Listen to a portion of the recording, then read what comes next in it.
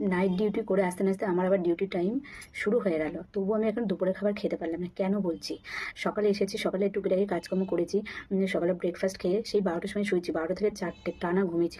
কেউ আমাকে ডাকেনি, কারণ আমি ঘুমাচ্ছিলাম বলে। নাইট ডিউটি করেছি যেহেতু। আর আমার শ্বশুরমশাই 4টের সময় ডাক দিল। আমি ঘুম থেকে উঠে স্নান করতে ফ্রেশ হতে এখন বাজে 4:30। 4:30 সময় আমি তোমাদের সাথে 4:30 সময় আমি এখন খেতে বসেছি। দুপুরের খাবারে মেনু কী কী আছে আমি তোমাদের সাথে সেটাই শেয়ার করব।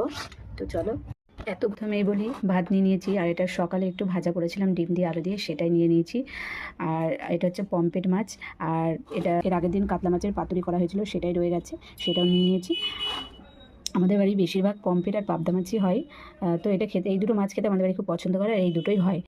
তো আমি এবার খাওয়াটা শুরু করি।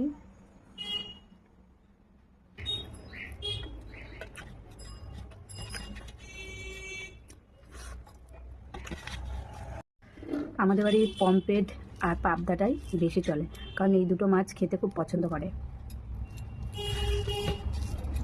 তো আজকে করেছে পমফ্রেট মাছ, তোমরা দেখতে পেলে।